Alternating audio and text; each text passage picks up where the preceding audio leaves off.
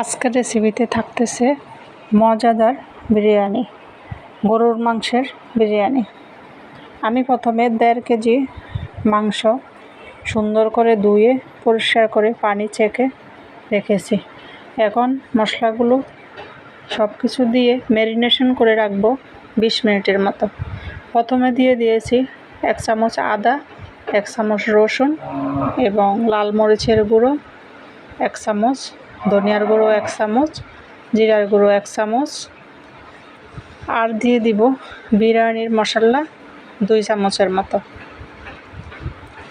গরম মশলা দিয়ে দিব, দারচিনি, এলাচ, তেজপাতা সব কিছু। এখন দিয়ে দিব টক দই, 1 কাপের মতো টক দই দিয়ে দিয়েছি।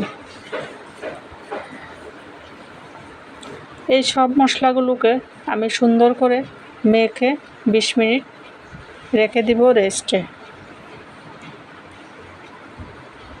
ভালোভাবে মাখিয়ে নিতে হবে যাতে করে সবগুলো মাংস মশলার সাথে ভালোভাবে লেগে যায়। একদম সহজ এবং পারফেক্ট মজা করে সুন্দরভাবে এই বিরিয়ানিটা রান্না করব। আমার রেসিপি ফলো করে যদি রান্না করেন, ইনশাল্লাহ অনেক মজা করে রান্না করতে পারবেন। এই তো আমি প্রেসার কুকারে মাংসগুলো আগে রান্না করব। তেল দিয়ে 1 কাপ পরিমাণ পেঁয়াজ কুচি দিয়ে দিয়েছি। পেঁয়াজগুলো হালকা বাদামি হওয়া পর্যন্ত নাড়তে থাকবো, অপেক্ষা করব।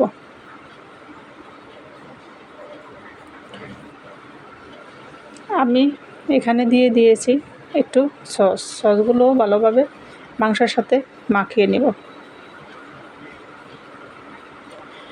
এই তো এইদিকে আমার পেঁয়াজগুলো লাল লাল হয়ে গিয়েছে। এখন আমি সেই ম্যারিনেশন করা মাংসগুলো সুন্দর করে দিয়ে দিব। মাংসগুলো দিয়ে ভালোভাবে নেড়ে চেড়ে প্রেসার কুকারের ঢাকনা লাগিয়ে দিব। 2-3টা সাউন্ড করার পরেই আমি মাংসগুলো চুলা থেকে নামিয়ে ফেলব।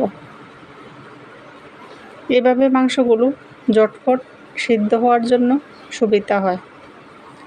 এইদিকে আমি ফ্রাই প্যানে তেল এবং 1 টুকরো বাটার দিয়ে আলুগুলো ভেজে নিব সুন্দর করে।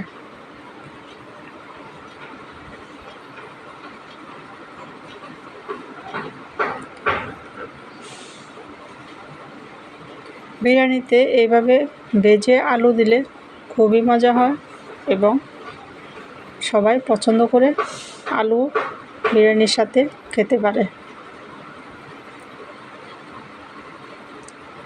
উল্টে পাল্টে আমি সুন্দর করেই ভেজে নিতেছি। এই তো আমার সুন্দর করে আলুগুলো খুবই ভালোভাবে ভাজা হয়ে গিয়েছে।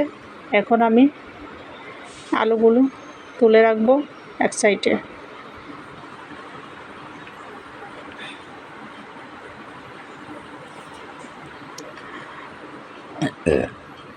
আলু তুলে রাখার পরে আমি এখন কিছু বেরেস্তা বানিয়ে রেখে দিব এক সাইডে।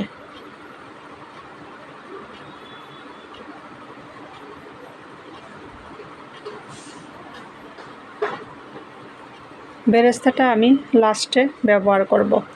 একই ফ্রাই প্যানে একই তেলে আমি যে বিরিয়ানি রান্নার জন্য চাউল, আমি 1 কেজি পরিমাণ চাউল নিয়েছি আর 1.5 কেজি গরুর মাংস নিয়েছি। 1.5 কেজি গরুর মাংসের সাথে 1 কেজি চাউলই সুন্দরভাবে মাংস এবং চাউল সুন্দরভাবে হবে। এখন চাউলগুলো আস্তে আস্তে চুলার আঁচ মিডিয়াম দিয়ে ভেজে নিব। চাউলটা ভাজতে ভাজতে একটা কালার চেঞ্জ হবে আর একটু সাদাটে হয়ে যাবে আর সুন্দর একটা সুঘ্রাণ বের হবে। তখনই বুঝতে হবে চাউলগুলো ভাজা হয়ে গিয়েছে। এইদিকে আমার মাংসগুলো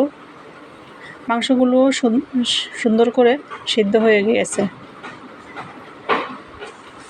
মাংসগুলো নেড়ে ছেড়ে দিয়ে দেখব ঠিকঠাক হয়েছে কিনা সিদ্ধ। সুন্দর করে সিদ্ধ হয়ে গেলে এখন আমার এইদিকে চাউলগুলো ভাজা হয়ে গিয়েছে। যেহেতু আমার 2টা চুলা, এক চুলায় মাংস সিদ্ধ করে নিয়েছি, রান্না করে নিয়েছি, আর এক চুলায় আমার চাউলগুলো ভাজা প্রায় হয়ে গিয়েছে।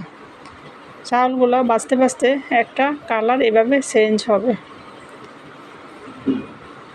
তখনই বুঝতে হবে যে চাউলগুলো সুন্দর করে ভাজা হয়ে গিয়েছে। এখন আমি যেই প্রেসার কুকারে মাংসগুলো রান্না করে নিয়েছি, সেই রান্না মাংসটা আমি এখন ভাজা চাউলের উপরে ঢেলে দিয়েছি। এখন সবগুলো উল্টে পাল্টে আবারও নেড়ে ছেড়ে দেব। একে একে সবগুলোই আমি এখন অ্যাড করব।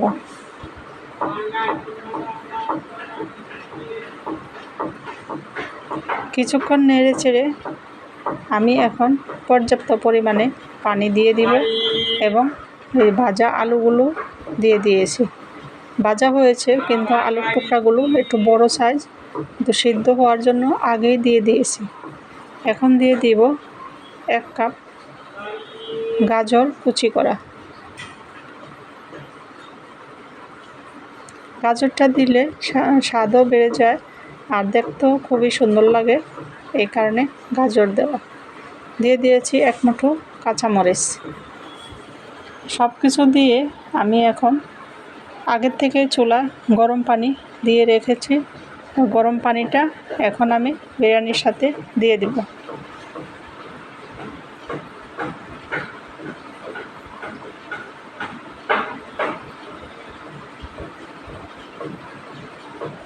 এই তো আমি ভালোভাবে উল্টে পাল্টে নেড়ে চেড়ে সব কিছু একসাথে করে এখন আমি ফুটানো পানি দিয়ে দিয়েছি।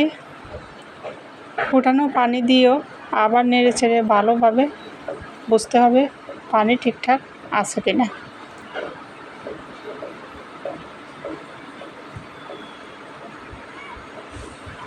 এখন আমি মিডিয়াম টু লোতে চুলাটা রেখে ঢাকনা দিয়ে দিব।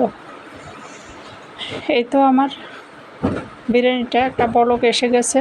এখন আমি 1 কাপ দুধ মিশিয়ে দিয়েছি। আবারও আমি নেড়ে ছেড়ে ভালোভাবে চুলার আঁচ কমিয়ে ঢাকনা দিয়ে রাখবো। কিছুক্ষণ পর পরই নেড়ে ছেড়ে দিতে হবে, যাতে করে নিচে লেগে না যায়।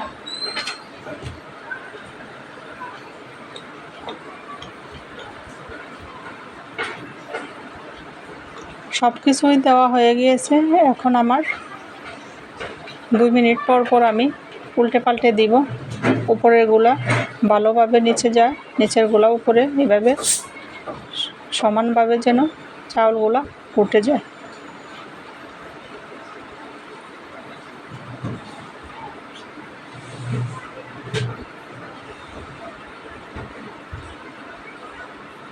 আমার বিরিয়ানিগুলো সুন্দরভাবে হয়েছে এবং নরমও হয়নি এবং শক্ত থাকেনি, ঝরঝরা, এবং আমি যেভাবে চেয়েছি সেভাবেই ঠিকঠাক আছে। এখন আমি আবারও একদম লো করে চুলার আঁচ কমিয়ে ঢেকে রেখেছি। আবারও 2 মিনিট পরে উল্টে পাল্টে দেব। যখন দেখবেন বিরিয়ানিটা ঝরঝরা এবং সুন্দর করে ফুটে গিয়েছে সব চাউল, তখনই বুঝতে হবে যে রান্না হয়ে গিয়েছে।